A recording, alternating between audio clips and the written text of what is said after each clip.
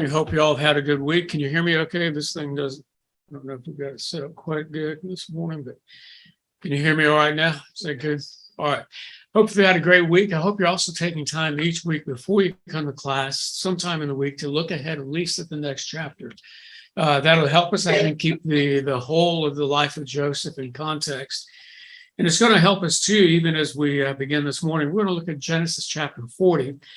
I was just, even as we were sitting back here and taking prayer requests and about to pray, in my own mind, just kind of rehearsing all that Joseph has gone through in just 3 chapters that we've already covered together. Chapter 37, 38, 39.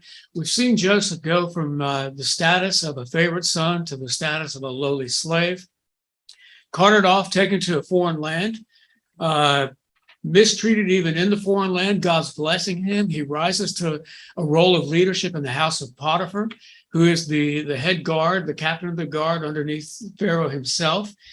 But while he's there, Potiphar's wife takes notice of him in a sinful way, falsely accuses him. And because of that false accusation, we left Joseph in prison. In fact, that's where chapter 39 kind of left us. Verse 20 tells us, and Joseph's master took him, put him into the prison, in the place where the king's prisoners were confined, and he was there in prison. Almost a note of finality to it. Like, this is his new reality. This is it. This is all you get. You rose to some level of success. Now you're back down in the pit, literally in a dungeon beneath the house of Potiphar, and Potiphar's wife is still up above. However, the chapter continued and reminded us in verse 21, but the Lord was with Joseph and showed him his steadfast love and gave him favor in the sight of the keepers of the prison. And the keeper of the prison put Joseph in charge of all the prisoners who were in the prison. Whatever was done there, he was the one who did it. The keeper of the prison paid no attention to anything that was in Joseph's charge, in his charge, because the Lord was with him, and whatever he did, the Lord made it succeed. What a reminder that no matter what it is we're facing, no matter what the challenge is, the adversity, the setback, the blessing, whatever it is that we may think is a blessing, that may not really be so much as a blessing as those things that we think are not a blessing are really blessings to us. God is sovereignly working. And God's working still in Joseph's life.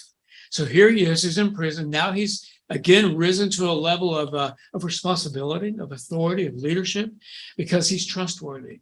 And we're seeing this play out repeatedly in this man's life. Now, chapter 40 simply begins with these words, sometime after this. This is a motif Moses seems to like to use. He lets us know time's passing. So much time has passed just to help us keep in real time with Joseph, no longer 17. Likely now he's 27, 28 years of age. So time is passing, things are happening, not only in his life, but the life of his brothers, the life of his father, the lives of the pagans and the culture in which he lives. A lot is going on. Time is passing. Sometime after this, the cupbearer of the king of Egypt and his baker committed an offense against their lord, the king of Egypt. And Pharaoh was angry with his 2 officers, the chief cupbearer and the chief baker, and he put them in custody in the house of the captain of the guard, in prison where Joseph was confined. We'll stop there for a few seconds. When we look at this, we see right away that there's 2 phrases, or at least one of the 2 titles that we have some sort of an identification with, don't we? When we see the word cupbearer, who do we think of? Nehemiah. Nehemiah was cupbearer to the king.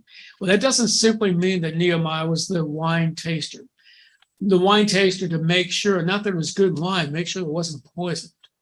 You realize the significance of this role. If someone was trying to assassinate Pharaoh, this cupbearer would be the first to go. Because before wine could be served, he had to sample it himself. It's even more than that. When you look at these roles, cupbearer and baker, they're not simply functions. They're not just the job that they were called to do. They're actually letting us know they're part of the inner circle.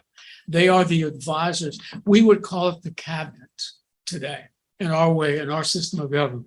So these are high-level officials within the court, within Pharaoh's inner circle, and they are relied upon by Pharaoh to give him sound advice.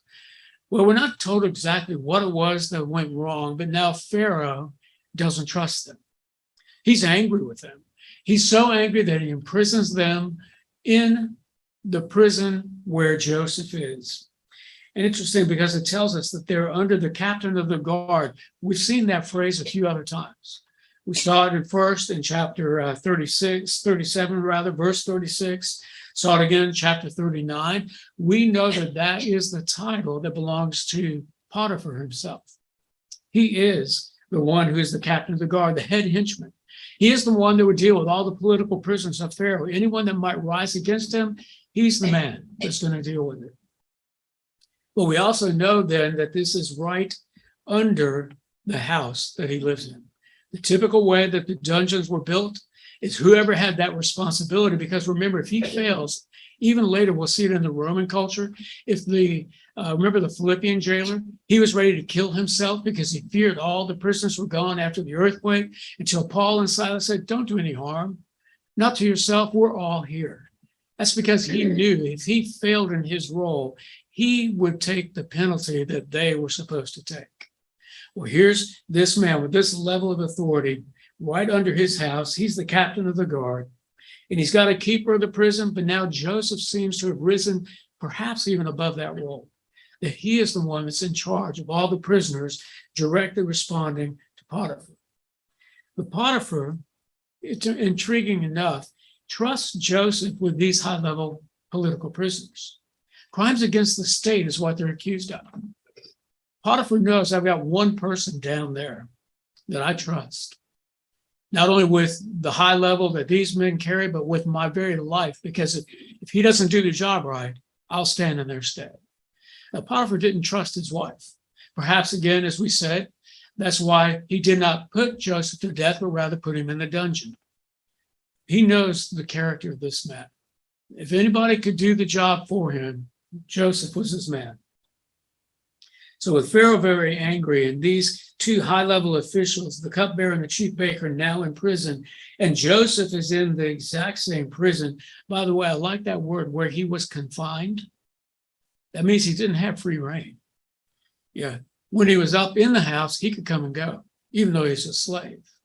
Now that he's down under the house, he's restricted. He only has freedom within the prison itself. But now Joseph has been given charge of these two high-level prisoners. Verse 4, the captain of the guard appointed Joseph to be with them, and he attended them. They continued for some time in his custody. So again, we're watching the motif, passing of time. But again, we're being reminded of the high-level confidence that God has given Joseph in the lives of others. It is okay to pray that God would grant us wisdom and favor with God and man. Joseph now has that level of trust, that level of favor. He's entrusted with these two high level criminals. That word, and he attended them, is used in the Old Testament a couple of other places. It's actually a word that is used that speaks to someone of great importance. You're entrusted to deal with someone that is high level importance. It's used exactly in the same way with Joshua as he attends to Moses. It's also used of Elisha as he attends to Elijah. Now, here's the third time in the Old Testament that we see this word being used. Joseph is given this high-level responsibility to care for these high-ranking officials. So he is to take care of them. We continue on now. One night, verse 5, they both dreamed, the cupbearer and the baker, the king of Egypt. And they were confined, while they were confined in prison, each had his own dream, and each dream with its own interpretation. When Joseph came to them in the morning, he saw that they were troubled. So he asked Pharaoh's officers who were with him in custody in his master's house, "Why are your faces downcast today?" They said to him, "We have had dreams, and there's no one to interpret them." And Joseph said to them, "Do not interpretations belong to God? Please tell them to me." It's very interesting because Joseph, we're learning again a lot about his character. We're watching, remember, this movement, this dynamic, and we're seeing the development of Joseph, as well as his brothers, as well as his father and others around him. But now with Potiphar trusting Joseph, and we know God is still at work, Here, Joseph is dealing with these two high-level officials who each have had dreams. Well, Joseph's not new to dreams, is he? When he was 17, he was still a bit naive. He had dreams of his own, not once, but twice. That the sheaves of wheat would bow down to him, that the sun, the moon, and the stars would bow down to him. That was a prophetic dream, and he understood that to be the case. So a prophetic dreams that he received from God, he knew would come true. He may not know exactly how or when. And he's right now in a dungeon, just dealing with prisoners. But he still believes and knows that God is with him, and God's dreams were prophetic. They were certain they would come true. So as we are watching this play out, now he's not just the one who receives dreams, but God is developing him. He is not just a dreamer, but he is an interpreter of dreams. He now can discern what do other people's dreams mean. So when the men are frustrated, Joseph, by the way, tells us a little bit about his personal relationship with those he was caring for. It'd be like me in just these few weeks already being here with your class, being able to walk in and notice someone in the class seemed just a little bit distracted today. And caring enough to go up to him and say, hey, you seem like something's kind of weighty. What's going on? How can I pray? What can I do? How can I help? Well, Joseph is that kind of a man. He's been dealing with these men day after day, not told how long, but for some time now, he's been watching them, caring for them. And this day he notices that their spirits are downcast. So he doesn't just say, well, they're having a bad day and go on. He asks, what's going on? Why are you so troubled today? Well, they relate to it. We've got a crisis on our hands. We each dream dreams. We woke up this morning and I said to my friend, I've had a bad night. You wouldn't believe the dream I just had. And my friend said back to me, you wait till you tell me yours and then I'll tell you mine. And they both have relayed the dreams to each other, but there's a real issue. No one in the prison was an interpreter of dreams. Well, that points us a little bit of a cultural thinking, even in the Egyptian mindset. Joseph knew that God gives dreams and that God was the interpreter of dreams. These men believed that the gods, plural, also spoke predictively through dreams within the realm of their lives and the realm of the kingdom. So here they are. They've had dreams. They're in the outs with Pharaoh himself, likely going to be put to death. And they're having these terrible dreams that let them so unsettled in their spirit. I had this hard dream, and I just don't understand what it means. And there's no one here to help me. Well, in Egypt, they would have thought that way because there were books written on interpretation of dreams. You could study and get a degree in becoming an interpreter of dreams. You'd be called one of the magicians or one of the magi in Egypt. But there's no one with that qualification that they know of in this prison. But I love how Joseph responds. He doesn't try to correct their thinking as if he's an Egyptian speaking to Egyptians. He simply speaks the truth in love that he needs to speak. Don't interpretations of dreams belong to God? Why don't you tell me your dreams? He doesn't assume glory upon himself. Hey, I've got experience with dreams. Trust me with this. I can tell you. No. And that's how servants of God should act. You know, when God calls us to take on specific tasks, when he raises us up in any level, way, shape, or form to be a servant leader in the kingdom of heaven, we are simply slaves, doulos, those who come alongside the King of Kings and we point to him. Doesn't God give us the wisdom that we need to deal with the crisis that's before us right now? In essence, that's what Joseph is telling you. God interprets dreams. I serve the living God. Tell me your dreams. Interestingly, they believed him. So in verse 9, so the chief cupbearer told his dream to Joseph. And he said to him, in my dream, there was a vine before me. And on the vine, there were 3 branches. As soon as it budded, the blossoms shot forth and the clusters ripened into grapes. Pharaoh's cup was in my hand, and I took the grapes and pressed them into Pharaoh's cup and placed the cup in Pharaoh's hand. So quickly, he just relays the dream, point by point by point. interesting, we'll notice it in just a minute more when we look at the baker's dream. Typically, God is dealing with this culture by giving them dreams in the context of their life, their roles. We know that too, don't we? You get a little stressed about that exam that's coming up. We used to dream about taking tests and getting there without a pencil or something. You've got your own way. That's one of the lightest ones I've ever had. But God gives us dreams, and what it is our mind still decompressing and dealing with the stressful issues that are before us. Well, here we see that the cupbearer is acting completely in his dream according to his role, but he doesn't understand. What does it mean? Joseph now gives him a very clear interpretation. Verse 12, then Joseph said to him, this is its interpretation. The 3 branches are 3 days. In 3 days, Pharaoh will lift up your head and restore you to your office, and you shall place Pharaoh's cup in his hand as formerly when you were his cupbearer. Interesting, because, interpreters of dream, the magi of the day, they would never have interpreted a dream this specifically. They got to have room for error. You got to have a little wiggle room. You got to have a way to kind of dance around it if it doesn't exactly come out the way you thought it was going to come out. But Joseph's not interpreting the dream. He's relaying what God is showing him. So he speaks prophetically, he speaks precisely. And that's going to prove to be so important, because in order for him to be seen as a man of God who is a prophet, everything he says has to come true exactly as he says it. Well, God gave a very exact message, and God, through Joseph, now relays that very exact interpretation to the cupbearer. 3 more days, you're going to be lifted up. You're going to be lifted up out of this dungeon. You're going to be brought right back up before Pharaoh, and it's going to go well for you. When you get back up there, you're going to put the cup right back in Pharaoh's. You're going to be back in his good graces. You're going to be restored. You're going to be exonerated. And you're going to be restored to your normal position, your normal responsibility.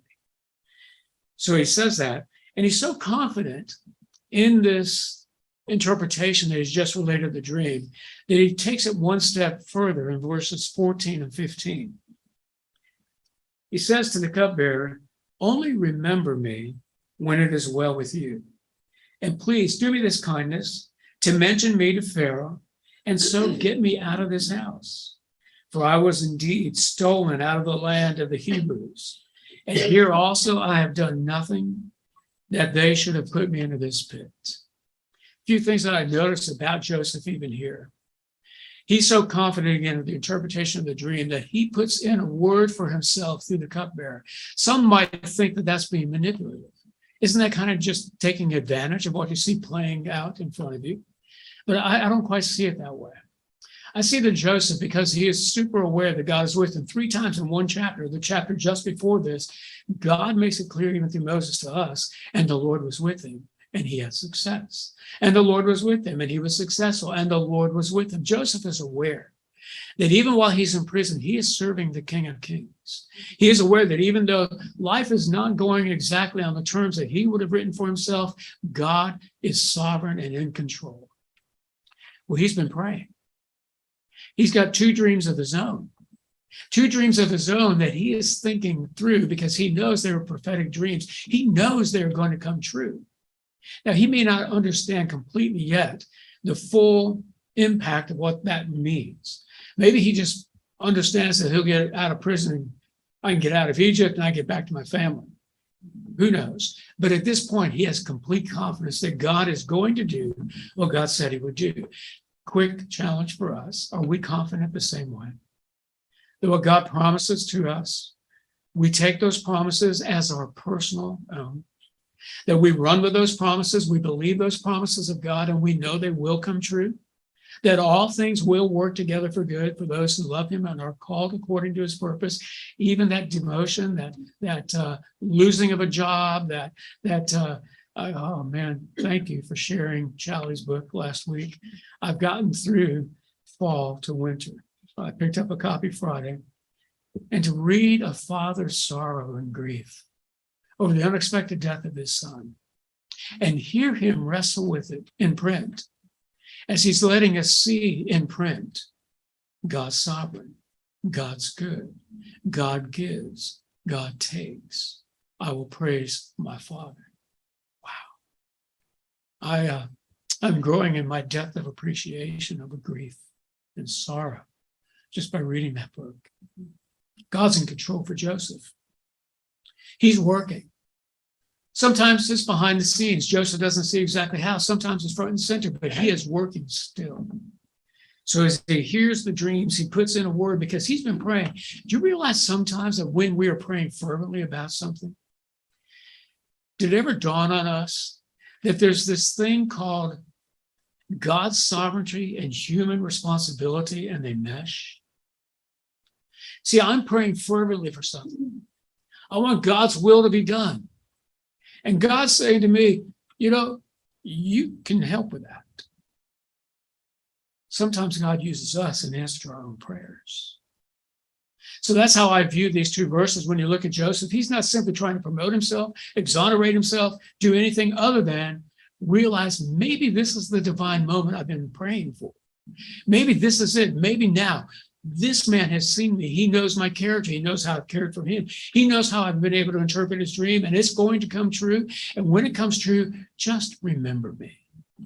I even like the character of Joseph and what he says for the man to say. He says, just put in a good word. I was stolen out of the land of the Hebrews. Do you notice the sensitivity that he deals with the sin his brothers committed against him? He didn't betray his family. He just said, I was stolen. He didn't say my brothers were the knuckleheads that did it to me. He just said, I was stolen out of the land of the Hebrews. Because I believe Joseph understands there's a bigger picture that's not just about him. Remember, the sheaves would bow down to his, the sun, the moon, and the stars to him. He's thinking redemptively, even as he exposes what happened to him. He's doing the same thing even within Potiphar's house. Even here, I did nothing to deserve being in this pit. He was falsely accused. His master angrily threw him into prison. He was not guilty. I know any of us that have ever done anything ministry-wise in prisons, I'm not going to ask how many of you have been to prison. You don't need to tell me that. But any of us that have done ministry in prisons, it's very rare that I meet somebody in prison that says, yeah, I'm guilty. Everyone says I'm innocent. Well, Joseph truly was. Well, with all of this unfolding, with Joseph hearing the dream, interpreting the dream, and saying, just remember me when you're gone, by now the baker is starting to go, maybe I should tell him my dream too. So we continue now with the other dream. Verse 16. When the chief baker saw that the interpretation was favorable, he said to Joseph, I also had a dream. There were 3 cake baskets on my head, and in the uppermost basket, there were all sorts of baked food for Pharaoh, but the birds were eating it out of the basket on my head. Similarities in the dreams, similarities in the circumstances that the men were facing. Both were in the circle of influence with Pharaoh. Both were servants directly to Pharaoh. And in his dreams, if you ever I'm going to tip my hand here. If you ever watched the Great British Baking Show, I think of pies, I think of sweet. Give me an apple pie or a cherry pie. These pies are the meat pies. These are the delicacies that feast for the king. So he's in charge of this. He's got all this food on him. And as he's going out with the food on him, there's these birds and they're plucking the flesh right off of his head, taking it out of the basket. So he shares his dream, and Joseph, straightforward, tells him the interpretation of his dream. And Joseph answered, verse 18, this is your dream's interpretation. The 3 baskets are 3 days, very similar, actually identical to what the cupbearer heard. In 3 days, Pharaoh will lift up your head. So far, so good. From you, not so good. He will lift up your head from you and hang you on a tree, and the birds will eat the flesh from you. This interpretation is kind of harsh, isn't it? Joseph, couldn't you be a little kinder and gentler? I mean, come on, couldn't you sugarcoat this just a little? You just told the guy that in 3 days, Pharaoh's going to lift up his head. Notice he's going to stand before Pharaoh, but Pharaoh's going to find him guilty. And it's going to cost him his life. He will be beheaded and then hung. Jim, how do you do that? See, our way of thinking of hanging is a noose. No, hanging in that culture would have been behead and then impale the body on a stake, put the body out for everyone to see, because you rule with an iron fist. And the body stays there until the birds pick the bones clean. It's kind of grotesque, and I apologize. You haven't had lunch yet. But at any rate, that's exactly what the interpretation means. But Joseph was actually being very kind, because this interpretation was not Joseph's, it was God's. And for Joseph to give this man anything less than God's word at this moment would have been cruel indeed. You see, we speak the word of God, and we speak it truthfully. And we have to speak the whole counsel of God, even when you know it's hard to receive. So we're told that we are an aroma of life unto life, or an aroma of death unto death. But what Joseph has just done is he's warned this man of the wrath to come. He's got 3 days to put his house in order. He's got 3 days to consider, is there anything else I need to be doing? He would have had 3 days, because we're not told that, Joseph leaves the prison. I mean, remember, he's confined there. He could have gone and sought out Joseph. Tell me more. What can I do? Is there any way I can change this? When we speak the truth in love with each other, when we speak the gospel to those who are perishing, do we speak with that urgency? Do we speak with that clarity? Do we speak with that purpose? That what I say today may cost me this friendship. You've got coworkers, don't you, that were kind of like that? That if you actually say what you should say in the dynamic that you're working in, it could cost that friendship. But it might be the most loving thing you could say, and the most loving thing you could do, to speak it clearly. What Joseph did, he spoke clearly. He spoke exactly what would take place to both of these men. By the way, have you caught this pattern of twos yet in our chapters so far in Genesis? We have 2 dreams of Joseph. We have 2 dreams of 2 separate men, but virtually the same dreams with very similar interpretations, very similar outcomes, what they mean. We're seeing this pattern of twos because Moses is wanting us to understand, as he wrote it, God was at work in this. It was certain. It was coming to fruition. It would take place. So after the interpretation on the 3rd day, we're told in verse 20, on the 3rd day, which was Pharaoh's birthday, he made a feast for all of his servants, and lifted up the head of the chief cupbearer and the head of the chief baker among his servants. He restored the chief cupbearer to his position, and he placed the cup in Pharaoh's hand, but he hanged the chief baker as Joseph had interpreted them. Now we see that the proof is in the pudding. Joseph has been exonerated and vindicated and validated as a prophet. What God had told him specifically, he relayed in detail, and to the minutest detail, it came true. And the cupbearer, being released and restored, he went immediately to Pharaoh and he said, hey, I want to tell you about this Hebrew slave. There's this Hebrew slave down there that's been so caring and kind. And you know what? He's been down there and he was stolen out of the land of the Hebrews, and he was down there in the pit, and it's not even his fault. And he said, this guy is a top shelf guy. You need to release him. You need to employ him. He needs to be on the cabinet with me. Exactly what the cupbearer did, right? Not so right. Verse 23, the chapter ends, yet the chief cupbearer did not remember Joseph, but he forgot him. You know how quickly those who are important to us in crises become those we don't think about when we're in successful times. It's easy to be a bud with somebody who's carrying the load with you when you're weighed down, and you should. But we shouldn't forget those that God used, maybe in more less significant ways than maybe someone that's more prominent, but he used them just the same. They came into your life and they were ministering to you. But how quickly we turn and forget. The cupbearer is right back. Day 1, Joseph's still in prison.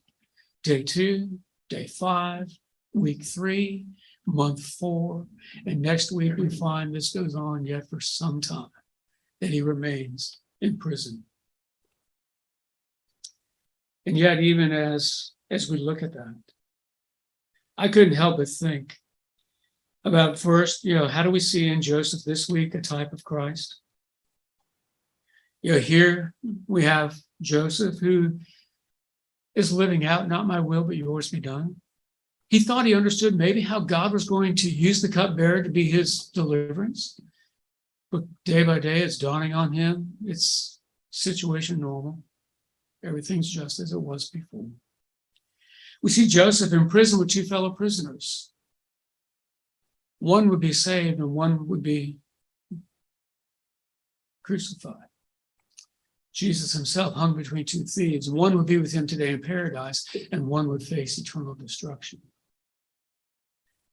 And while Joseph said, "Remember me when it's well with you," and then was quickly forgotten, the thief said to Jesus, "Remember me when you come into your kingdom." And Jesus said, "Today you'll be with me in paradise." Again, the reminder, the gospel message is a message of life and death, an aroma of death to some, an aroma of life to others. And yet it's the message that we must speak clearly. But I also want us to just think through this a little bit about our own personal lives, because tomorrow you're going to need something from this lesson with what you're facing. I can't help but whenever I teach this lesson, in my mind, I go back to a well-known author who now is home with the Lord. I got to hear him speak, and when he was sharing, he shared a story about when he was 3 years old. Well, right away, I identify with that because I have 4 grandsons, 1 granddaughter. Yes, she will be spoiled. And my grandsons, I've got one who's almost 3. The others are already through that terrific 3s. But at age 3, this author wanted to prove to himself he was a big boy. He was at granddad's house, and he had to go to the bathroom. So he runs upstairs. He goes into the bathroom. He shuts the door. He takes care of business. He washes his hand. Everything's going great. He did it all on his own. He didn't tell anyone. And then he grabs the doorknob, and it's stuck. Suddenly, a 3-year-old is a 3-year-old again. He's not self-confident, but he's kicking and screaming and pounding on the door, and he hears Granddad on the other side. Well, Granddad grabs the door, and unfortunately, he's unable to open it either. It's somehow got in the lock position. They can't turn the handle. Now it's temper tantrum times 12. This 3-year-old is kicking and screaming worse than ever before, and he hears another sound outside the window. And it's his dad with a ladder, leaning the ladder against the window. And he climbs up the ladder and he slides the window open. And he crawls through the window into the bathroom. And he takes his son by the hand and he twists that handle hard and opens the door. And then the author says, "And I went about the rest of my day enjoying life." But then he brought the illustration home. He said, what if in that bathroom of the darkness of the challenge you face, God simply comes up the ladder through the window and sits down and doesn't even turn on the light. He's just with you in the darkness. He doesn't release you from it. Is God at that moment enough when you're all alone? Is God at that moment alone enough for you? And I think that's a challenge for us this morning, isn't it? Because we walk through hard times. Jesus said, "In this world you will have tribulation." Don't be overwhelmed by it, because I have overcome. Will we still have the confidence that we know to have, that we should have, that we should trust him, no matter what the scenario? John Calvin, a few of us have read a little bit of him over the years. John Calvin, saying of this exact same passage, said, to paraphrase him, God, before he opened the door for his servant's deliverance, entered into the very prison cell and sat down with Joseph just to sustain him with his strength. Joseph didn't get out of jail free. The cupbearer didn't get him released, but God was still with him in the dungeon, in the pit. And I think that's a good reminder for us. Because so many times in my life, God's been at work, but not in the way I thought he was. And when God's at work in our lives and he's not doing what you think he should or doing it at the timetable that you think he ought to do it, what is he doing? But he's doing a deeper work. Because what he's really asking us, he's saying, Jim, he's saying to you, am I alone enough? Is my relationship with you more important than what you think you should get from me? Do you trust me? Do you want me more than what you see as my blessings? See, God's working to increase our dependence on him, to help us not lean on our own understanding or to measure his salvation by our own feeble sense. You may be familiar with William Cowper. It looks like Cowper, C-O-W-P-E-R, William Cowper. If you go on the trip with Pastor this next year to the Reformation tour, you'll go to where Cowper was.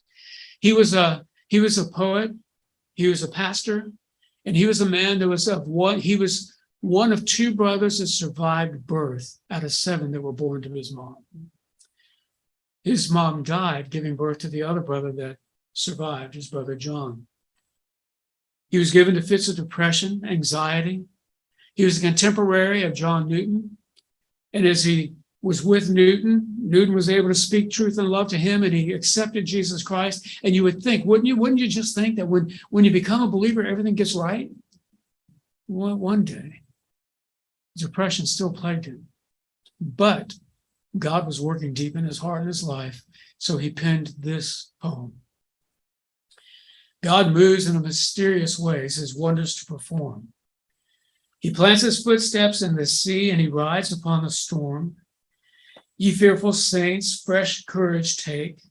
The clouds ye so much dread are big with mercy, and shall break in blessings on your head. Judge not the Lord by feeble sense, but trust him for his grace. Behind a frowning providence, he hides a smiling face. His purposes will ripen fast, unfolding every hour. The bud may have a bitter taste, but sweet will be the flower. So well said. You don't come up with a poem like that without adversity. You can't speak truth and love the way that Tim Challies is speaking through the book Seasons of Sorrow until you go through the hard. And you still are walking through the hard. We each are walking through the hard. We've got challenges that still, even though God is carrying us through them, we look back and we go, wouldn't have signed up for that one. But God, you're faithful. And you're good. And I trust you. I trust that you're working in my life right now, especially when I don't see the way. I trust you completely. Father, please help us, because that's so much easier said than done. I admit readily that in my own weakness and maybe in my own sinful heart, that when I don't understand what you're doing, I want to question you. I guess questioning you is okay. But Lord, keep me from ever wanting to blame you or from becoming embittered. Keep me from wandering in my trust of you and my love for you. Because whatever it is that you're doing in my heart and in my life, it is your perfect plan. It's your perfect way. It is your perfect decree. And God, you are good. And you are in control. And you are working everything together for my eternal good. It may not be good. It won't be good in this moment. But you're going to use it for good. Perhaps my own good in this life, maybe for the good of others in their lives as they even watch as I go through various things. And brother and Father, I'm even praying this for my brothers and sisters in this class as they've been together for all these years and they've watched everyone here go through various levels of challenges and various things that are just plain hard. You're encouraging each other through that. You're deepening their understanding of your mercy and your grace and your loving kindness. Oh, Lord, help us not to just focus on this temporary thing called life, This life will pass, but the life to come, that's why we live. Thank you, Lord Jesus, for loving us so much, that you came and you willingly laid down your life to pay for the penalty of our sin, to give us new life, to give us strength and hope, even as we face the trials and tribulations of the days ahead. But Lord, we trust you and we love you and we long for the day when there be no more pain, no more tears, no more suffering, just eternal rejoicing in your presence. But until that day, continue to be our strength. Make us aware that you are for us and you are with us. And we will give you the praise in your Son's precious name. We ask this in Jesus' name. Amen.